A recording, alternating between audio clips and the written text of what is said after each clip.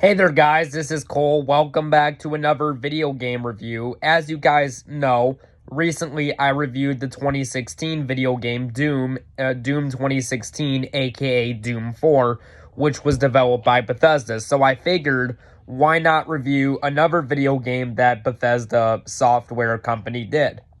And today's video game is a game that I just finished playing a few days ago for the very first time.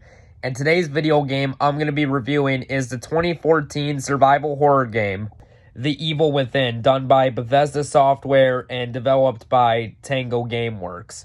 So, what is the plot to the 2014 survival horror game, The Evil Within? Well, the plot of the game is as follows. After witnessing the slaughter of fellow police officers, Sebastian is ambushed and knocked unconscious. When he awakens, he finds himself in a deranged world where hideous creatures wander among the dead. Facing unimaginable terror and fighting for survival, Sebastian embarks on a frightening journey to unravel what's behind this evil force, hence the title, The Evil Within. Now, what had me interested to check out this video game was the director involved. This video game was actually directed by Shinji Mikami. Now, for those who are not familiar with that name, he was the creator of the Resident Evil video game series, and Resident Evil is not only is it my favorite survival horror video game franchise, it's just my favorite video game franchise in general. So when I heard that Shinji Mikami was involved with this game, I'm like, ooh, I gotta give this a try. And while I don't think this is as good as, like, say, the original Resident Evil 4, the Resident Evil 2 remake, or even the Resident Evil 4 remake, I still did, at the end of the day, like this game. And one thing I gotta give credit to is the story in this game. I think that this game has a rather good story where, like I said, you're playing as a police officer named Sebastian, and you're basically trapped in this deranged world, basically. You're basically in this deranged world by the name of STEM, which was created by Ruvik, the main villain of the game. And Ruvik is basically like a mix of Agent Smith and Frankenstein, who basically has a mission to kill Sebastian to enter the real world. But obviously you play as the main character, Sebastian, and you have to survive because, well, it's a survival horror game. But anyways, getting into the review, so the game starts off on Chapter 1, where we are introduced to two police detectives named Joseph and Kidman, who are partners of the main character, Sebastian, where Joseph and Sebastian, they show up to the crime scene. You play as Sebastian. You basically enter this mansion. Well, not a mansion. It's not a mansion. Like I said, it's a hospital. But anyways, you play as the main police detective, Sebastian, and you go with Kidman, and you go to this hospital and you investigate this mass murder. But then, not long after that, Sebastian goes into the security room that Joseph opened the door to, and he's in the game. But early on in the game, we are introduced to a character by the name of Dr. Marcello, and basically, the main detective character, Sebastian, asks if he's okay if anybody got in. And then Dr. Marcello says, just look at the security tapes and stuff like that. And this is during the cutscene. And Sebastian looks at the security tapes, and he sees that on camera, there's this creepy guy with scars on his face who's, like I said, is named Ruvik, the main villain of the game, who's basically like a mix of Frankenstein and Agent Smith. He just takes out all three police officers one by one by teleporting. And it's definitely, and I gotta say, for a video game that came out in 2014, the graphics in this game still hold up really well. And this game is currently available on 5 different video game systems. It's available on the PlayStation 4, which is what I have it for, but it's also available on the PlayStation 3, the Xbox 360, the Xbox One, and of course, PC or Steam. But anyways, getting back into the review, not long after that, once Sebastian is done looking at the security tapes, like, he's obviously in shock because he doesn't know who this Ruvik guy is, but then not long after that, he falls to the floor and blacks out. But then we cut to a scene where the police detective, Sebastian, he is hanging upside down in front of a bunch of dead bodies, and once again, you play as Sebastian, and you have to swing your body over a little bit. You basically have to grab a knife out of the pocket of another dead body, and then you have to cut yourself down. And then, you play as Sebastian, and this is a game that does require stealth, but you basically gotta sneak around dark corners so the enemy doesn't see you. But you see this big hulking guy that has, like, a bunch of dead bodies on a table in a room, and it's like a big guy with a chainsaw. And I will say, this is a pretty creepy game. I do think that the game does have some really good survival horror atmosphere to it. And the scenes where the scenes that require stealth are definitely intense. And another thing I like about this game is the creativity of it, where basically there's like this meter thing where on the top of the screen there is an icon, but it's a picture of an eye, but like the tip of the eye, like this part of the eye here on the camera will be moving back and forth, but if the enemy spots you, it'll just go from like moving side to side to just staring straight, that meaning the enemy has seen you. So I thought that was a pretty cool way to incorporate it. But anyways, getting back to the review of the game, once you wake up and cut yourself loose from the ceiling and escape the guy, it's really intense because you're basically sneaking through and stuff like that. And I thought that this guy with the chainsaw at the beginning of the game was actually rather scary. And this is a pretty gory game. This is a pretty bloody game. Like, for example, you can get a shotgun as a weapon and you can blow zombies' heads clean off. But yeah, like I said, I do like the first chapter of the game. I do like the first chapter of the game in particular due to the mystery element, because I like chapter 1 mainly due to the mystery element, just because we don't really know who Ruvik is, and again, the whole part where you have to sneak around and not get caught by the chainsaw guy is a rather intense first chapter. And then in chapter 2, Sebastian is teleported, he's in the hospital, he wakes up in the hospital and stuff like that, because at the end of chapter 1, Sebastian, never mind. The main character, Sebastian, at the end of chapter 1, he accidentally crashes his car into a lake.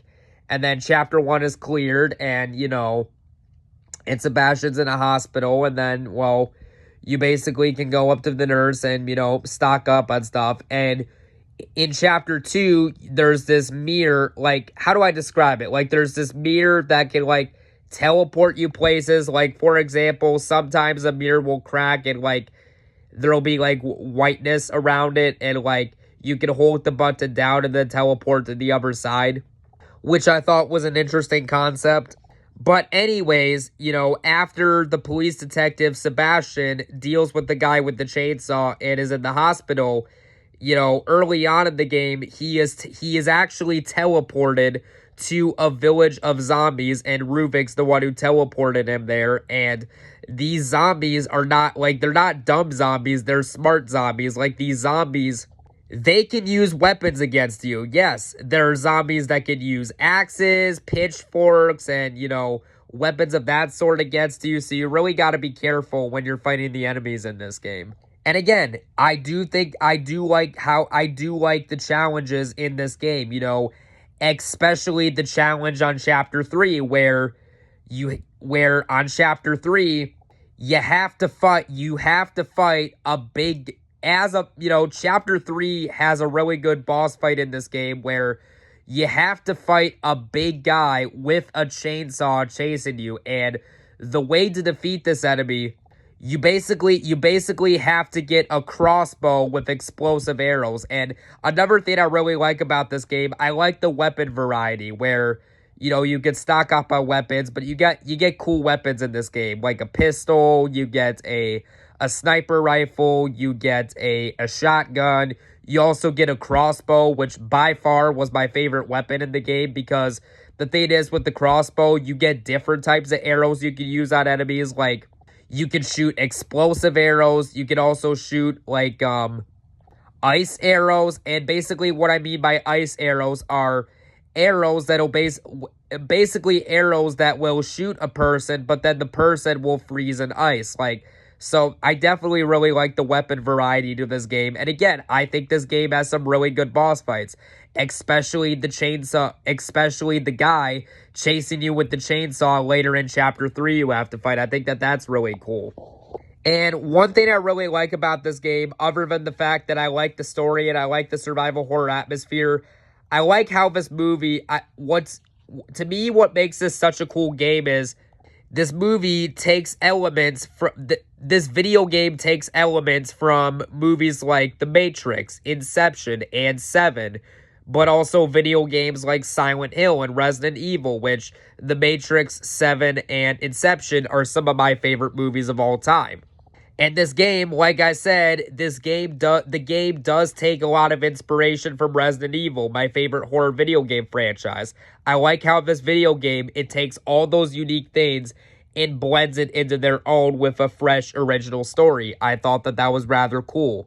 There is one very intense boss fight in this game where you are on, I believe it's chapter 8, but essentially, now this is not the first time you fight the boss, but the first time that you fight this boss in particular, there's this really creepy girl with at least 10, and I'm not kidding, at least 10 arms on her body with a bunch of blood coming out, and she tries to, like, attack you, and, like, she can teleport. Like, I don't know the name of that boss offhand, but I thought that that was a really good, intense boss fight, especially when you have to fight it again later in the game.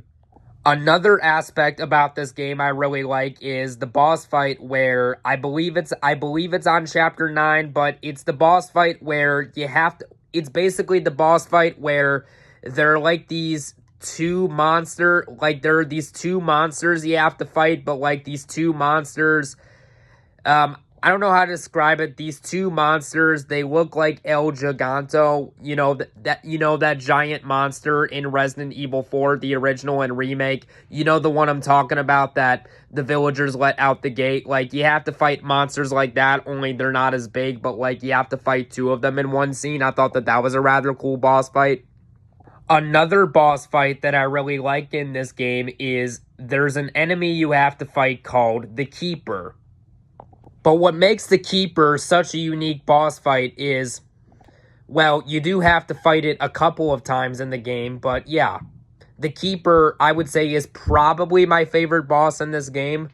Anyways, the Keeper is a unique boss fight, as the Keeper never fully dies and continues to come after Sebastian again and again.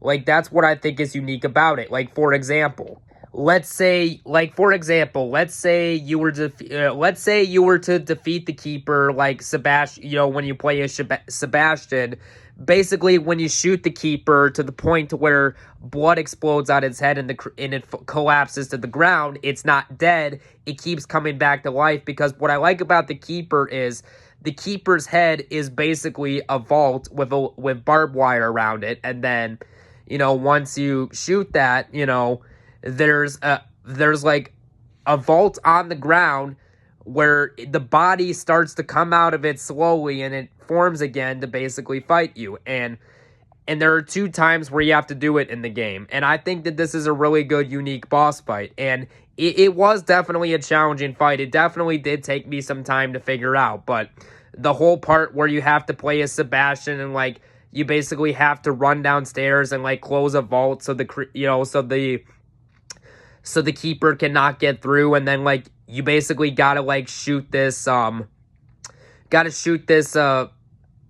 guess, like, a lever, I guess. That's the best way I describe it. That way an entire spiked ceiling falls and impales it, which it does take a little bit to get to that part. But again, that's what I like about it, because I thought that was a unique challenge to the game. And then later on in the game, you have to fight 2 Keepers, which I thought was cool, which is closer near the end of the game. And then at the end of the game, you basically have to fight. At the end of the game, you basically have to fight, again, the main villain of the game, Ruvik. And again, I think that Ruvik is a rather interesting villain. Especially the plot, especially the plot twist of who Ruvik is, which I'm not going to spoil this game for those who haven't played it, I thought was a rather good twist. And I liked him as a villain because I like Ruvik's goal, because Ruvik's goal is Ruvik, he created this very messed up world, this very, just dark, bleak world, but he has a goal to kill Sebastian so he can escape this world to get into the real world, which I think is an interesting concept for a villain. But obviously, you play as the good guy, Sebastian, so, you have to try not to die in order to beat the game. So yeah, I could go on, but I think I'll keep this review short, a little shorter and condensed. But at the end of the day, I do like The Evil Within. I do think it is a pretty good game. If I only have some small complaints, Sebastian, while he is a good character, he does feel a little underdeveloped. And again, this game does end on a cliffhanger, but other than those two little minor nitpicks, I rather enjoy The Evil Within, and I would not mind playing this game again at some point in the future. But yeah, on a scale of 1 to 10, I'm going to give this game a 9 out of 10. So yeah, guys, thanks for watching my review, and next up will be my review on the 1993 action movie Nowhere to Run starring Jean-Claude Van Damme, which I recently watched for the very first time. But we'll catch you guys later. Until then, bye-bye.